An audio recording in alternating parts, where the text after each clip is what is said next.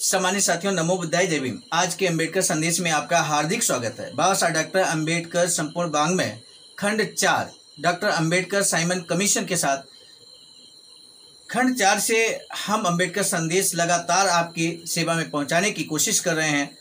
Doctor Ambedkar Simon commission के साथ भारतीय सांविधिक जो आयोग है उसके समक्ष बाबा साहब ने अपना एक रिपोर्ट प्रस्तुत की। साइमन कमीशन ने जो रिपोर्ट यहाँ प्रस्तुत की भारत के संबंध में, विभिन्न संप्रदायों के संबंध में, विभिन्न समुदायों के बारे में, बाबा साहब को वो रिपोर्ट असंतोषजनक लगी है।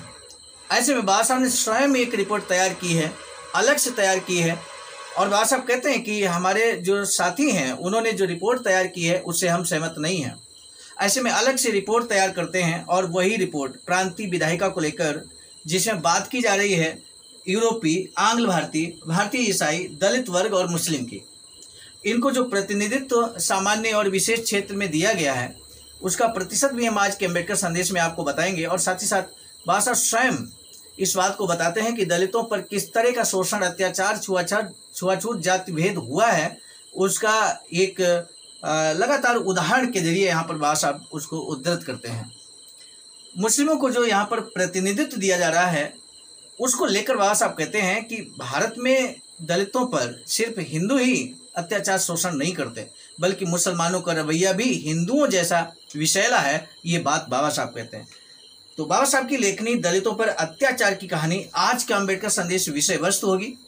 आज का अंबेडकर संदेश सारगर्भित रहने वाला है। हमारा आपसे निवेदन है, वीडियो को अंत तक जरूर वॉच कीजिए। अगर आपने चैनल को अभी तक सब्सक्राइब नहीं किया है तो बेल आइकन के साथ जरूर सब्सक्राइब कर लीजिए। हर दिन सुबह 5 बजे हम अंबेडकर संदेश लेकर उपस्थित होते हैं BBAIC सारनाथ वाराणसी के सौजन्य से। तो आइए शुरू करते हैं आज का अंबेडकर संदेश। सीटों का बंटवारा, अल्पसंख्यकों में सीटों का बंटवारा, इसी विषय पर केंद्रित रहने वाला है। बाबा लिखते हैं कि मेरे साथियों ने विभिन्न अल्पसंख्यकों के लिए सीटों का जो कोटा निश्चित किया है उसकी सारणी इस प्रकार है। तो अल्पसंख्यक में सबसे पहले यूरोपीय, टोटल जो सीटें हैं वो 140 सीटें हैं। 140 सीटों में से यूरोपीय को 2 सीटें दी गई हैं और सामान्य तौर पर, और विशेष चयन में 5 सीटें यूरोपीय लोगों को मिली हैं। आंग्ल भारतीय को 2 सामान्य सीटें मिली हैं, विशेष में 0 है, और भारतीय ईसाई को 11 सामान्य सीटें मिली हैं जबकि विशेष में 0 है। दलित वर्ग को 10 सीटें सामान्य में मिली हैं और विशेष में 0 है। मुस्लिम को 43 सीटें, 43 सीटें मिली हैं सामान्य तौर पर, और विशेष में 2 सीटें उन्हें विशेष तौर पे दी गई हैं। तो इस तरह से आपने यहाँ देखा, मुस्लिमों को 43 सीटें दी गई हैं सामान्य में, और दलित वर्ग को सामान्य निर्वाचन में मात्र 10 सीटें दी गई हैं। अब हम देखेंगे कि दलित वर्ग की जनसंख्या कितनी है, उसके सापेक्ष कितने % उनको यहाँ पर प्रतिनिधित्व दिया गया है, जबकि मुस्लिम की कितनी संख्या है और उनको कितना प्रतिनिधित्व दिया गया है। इस बारे में बाबा साहब यहाँ लिखते हैं कि इस सारणी से प्रकट होता है कि मेरे साथियों ने विभिन्न अल्पसंख्यकों के लिए सीटों का बंटवारा करते समय एक समान सिद्धांत नहीं अपनाया। ना ही ऐसा लगता है कि उन्होंने संबद्ध अल्पसंख्यकों के साथ कोई न्याय करने का प्रयास किया। ये बात स्पष्ट हो जाती है जब मेरे साथियों द्वारा मुसलमानों के साथ किए गए बर्ताव की तुलना हम दलित वर्गों के साथ किए गए बर्ताव से करते हैं। प्रेसिडेंसी में मुसलमानों की संख्या विधान परिषद के लिए नियत कुल प्रतिनिधित्व में से 19% है। मेरे साथियों ने उनके लिए 31% से भी ज़्यादा दिए जाने का प्रस्ताव किया है। दूसरी ओर अति अनुदार आकलन के अनुसार भी दलितों की संख्या प्रेसिडेंसी के कुल आबादी का 8% है, और उनके लिए परिषद की कुल सीटों का केवल 7% भाग दिया गया। इस भेदभाव का कोई कारण नजर नहीं आता। दोनों अल्पसंख्यकों में से मुसलमान अल्पसंख्यकों की संख्या निसंदेह अधिक है। वे संपन्नता और शिक्षा की दृष्टि से भी काफी आगे हैं। दलित वर्ग संख्या, संपन्नता और शिक्षा में तो पिछड़े हैं ही, उस पर ऐसी असमर्थताओं का भी भार है जिससे मुसलमान नितांत बरी हैं। दलित वर्ग के लोग सार्वजनिक गटरों से पानी नहीं ले सकते, भले ही उनका रखरखाव सरकारी खर्च से होता हो। मुसलमान पानी ले सकते हैं। अछूत होने के कारण दलित जाति के लोग पुलिस, थल सेना और नौसेना में भर्ती नहीं हो सकते। हालांकि भारत सरकार के अधिनियम का प्रावधान है कि जाति, नस्ल या रंग के आधार पर किसी भी व्यक्ति को सरकारी नौकरी से वंचित नहीं रखा जा सकता। मुसलमानों के लिए न केवल सरकारी सेवाओं के द्वार खुले हैं, बल्कि कुछ विभागों में तो उनकी संख्या सर्वाधिक है। दलित वर्गों के बच्चों को सार्वजनिक स्कूलों में दाखिला नहीं मिल सकता, हालांकि उन पर सार्वजनिक कोष से पैसा खर्च होता है। मुसलमानों पर ऐसी कोई पाबंदी नहीं है। दलित वर्ग के व्यक्ति का स्पर्श भ्रष्ट कर देता है, मुसलमानों का नहीं। व्यापार और उद्योगों में मुसलमानों पर कोई पाबंदी नहीं है, जबकि दलितों पर है। मुसलमानों पर हीनता का कलंक भी नहीं लगा हुआ है, जैसा कि दलितों पर लगा हुआ है। परिणाम स्वरूप मुसलमान इस बात के लिए स्वतंत्र हैं कि जैसे चाहे पहनावा पहने, जैसे चाहे रहें और जैसे चाहे करें। दलितों को ये छूट नहीं है। कोई दलित आर्थिक सामर्थ्य होने के बावजूद अपना पैसा खर्च करके गांव वालों से अच्छा वस्त्र नहीं पहन सकता, उन्हें झोपड़ी में ही रहना पड़ेगा। कोई दलित उत्सव आदि पर भी अपने धन और ऐश्वर्य का अधिक प्रदर्शन नहीं कर सकता। उसका दूल्हा बारात में सड़कों पर घुड़चढ़ी नहीं कर सकता। मेरे साथियों, कई बार वर्तमान में भी इस तरह की घटनाएं देखने को मिलती हैं। ये आप सभी इस बात से अवगत हैं। कोई दलित उत्सव आदि पर भी अपने धन और ऐश्वर्य का अधिक प्रदर्शन नहीं करता। ये बात बाबा साहब कहते हैं, जो रीति रिवाज उसके लिए बनाए गए हैं, उन्हें तोड़ने पर उसे समूचे गांव वालों के कोप का भाजन बनना होगा, जिनके बीच वह रहता है। दलित जातियों को बहुधा बहुसंख्यकों का अत्याचार झेलना पड़ता है, मुसलमानों को उतना नहीं झेलना पड़ता। इसका कारण है मुसलमानों को बुनियादी मानव अधिकार प्राप्त हैं, इसलिए उनका बहुसंख्यकों से झगड़ा नहीं होता, सिवाय उसके जब कोई धार्मिक विवाद उठ खड़ा हो। जब कोई धार्मिक विवाद होता है तभी मुसलमान प्रभावित होते हैं। अदरवाइज जाति आधार पर या संप्रदाय के आधार पर किसी तरह का शोषण अत्याचार मुसलमानों का नहीं होता, जबकि दलितों का शोषण अत्याचार जाति आधार पर होता है। भाषा कहते हैं, परंतु दलितों की स्थिति भिन्न है, बिल्कुल भिन्न है। उन्हें अपने मानवीय अधिकारों के लिए सतत प्रयास संघर्ष करना पड़ता है, जो अल्पसंख्यकों के लिए सतत चुनौती है। वे उनको ये अधिकार देना नहीं चाहते। इसका नतीजा यह है कि उन्हें बराबर बहुसंख्यकों का विरोध सहना पड़ता है। इतना ही नहीं, अगर मुसलमानों पर बहुसंख्यकों का कोई जुल्म होता है तो पुलिस और मजिस्ट्रेट के लंबे हाथ उसकी सहायता करते हैं, परंतु जब किसी दलित पर बहुसंख्यकों का अत्याचार होता है तो पुलिस और मजिस्ट्रेट कभी कभार ही उसकी रक्षा करते हैं। दलित के खिलाफ उनकी बहुसंख्यकों से मिली भगत होती है। उसकी सीधी सी वजह है कि प्रांत की पुलिस और मजिस्ट्रेट के कार्यालय में मुसलमान अपने अनेक परिचितों तथा संबंधियों तक पहुंच सकते हैं, जबकि दलितों का कोई सगा संबंधी उन विभागों में नहीं होता। और ये भी ध्यान रखने की बात है कि दलितों को केवल रूढ़िवादी हिंदुओं की मार को ही झेलना नहीं पड़ता, उसे मुसलमानों को भी भुगतना पड़ता है। आमतौर पर समझा जाता है कि मुसलमान उन सामाजिक पूर्वाग्रह से मुक्त हैं जो दलितों के प्रति हिंदू रखते हैं। इससे बड़ी भूल और कोई नहीं हो सकती। शहरी क्षेत्रों की बात छोड़ दें, गांवों में भी तो मुसलमानों का रवैया हिंदुओं जैसा विषैला है। कितनी बड़ी बात यहाँ बाबा साहब कहते हैं। मेरे साथी, यहाँ एक बात बाबा साहब कहते हैं कि मुस्लिमों के सगे संबंधी मिल जाएंगे आपको विभिन्न विभागों में, और इसलिए उनकी सहायता होती है, उनका कार्य हो जाता है। बादशाह कहते हैं दलितों का कोई चूंकि उनकी भर्ती ही नहीं होती है, उनकी नियुक्ति ही नहीं होती है किसी विभाग में। लगभग सभी विभागों में पाबंदी है, व्यवसाय पर पाबंदी है, आर्थिक रूप से सक्षम हो नहीं सकते, अच्छे कपड़े पहन नहीं सकते, पानी पी नहीं सकते। तो ये सारी पाबंदियों के वजह से जब उन पर दलितों पर शोषण अत्याचार होता है तो उनका यहाँ तक कि पुलिस भी उनकी सहायता नहीं करती, जुडिशियल में भी उनकी सहायता नहीं हो पाती। इतना शोषण अत्याचार दलितों पर होता है, ये बात बाबा साहब एक्सेप्ट करते हैं और इस बात को खुलेआम कहते हैं। मेरे साथियों, वर्तमान परिदृश्य में तुरंत आपका दृष्टिकोण चला जाता होगा, नजर चली जाती होगी। आप जिलों में देखते होंगे, विभिन्न जनपदों में देखते होंगे, आप देखते होंगे कि जो उच्च पद है, हाईएस्ट पद है जनपदों के या प्रदेशों के, तो उनमें आप नज़र जरूर दौड़ाते होंगे और देखते होंगे कि क्या वहाँ पर दलितों का पर्याप्त उचित प्रतिनिधित्व है बड़े पदों पर।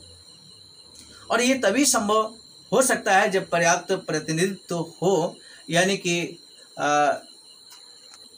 जब प्रोन्नति में आरक्षण बिल लागू होगा तभी ये संभव हो पाएगा। उच्च पदों पर दलितों का यानी कि अनुसूचित जाति, जनजाति और पिछड़ी जातियों का उचित प्रतिनिधित्व तभी संभव होगा जब प्रोन्नति में आरक्षण व्यवस्था को लागू किया जाएगा। मेरे साथियों, इस समय वो व्यवस्था लागू नहीं है और ऐसे में आप जरूर देखते होंगे कि उच्च पदों पर हमारे लोग यानी कि दलित वर्ग के लोग, SC ST OBC के लोग कम ही संख्या में आपको देखने को मिलते होंगे। ऐसे में आज भी अगर उन पर शोषण अत्याचार होता है तो उस तरह से जितना उनकी रक्षा सुरक्षा होनी चाहिए उसकी उम्मीद कम ही की जाएगी। बस आगे लिखते हैं कि कोलाबा जिले के मानगांव तालुक के हरकुल ग्राम में जो दंगे हुए वे इस बात के प्रमाण हैं। इस जिले में दलितों ने समाज उत्थान का एक अभियान चलाया, उन गंदे रीति रिवाजों का परित्याग करने का संकल्प लिया जो उन पर घटिया दर्जे का इंसान होने का ठप्पा लगाते हैं। इस जिले के जिन हिंदुओं ने उन्हें उपदेश दिया था कि वे गंदे कामों को त्याग दें, तभी उनका उद्धार संभव है, उन्हीं का अत्याचार इन गरीबों को झेलना पड़ा और उनका सामाजिक और आर्थिक बहिष्कार कर दिया गया। वर्तमान में भी अक्सर लोग कह देते हैं कि जो SC ST के लोग हैं वो अगर साफ सुथरे तरीके से रहते हैं तो हमें कोई आपत्ति नहीं होती है, ये बात कहते हैं। लेकिन जब वो साफ सुथरे रहना शुरू कर देते हैं तो वो वही उनकी आंखों में कांटे बन जाते हैं, आंखों में खटकने लगते हैं। इस तरह की ये मानसिकता आप यदा कदा जरूर देखते होंगे।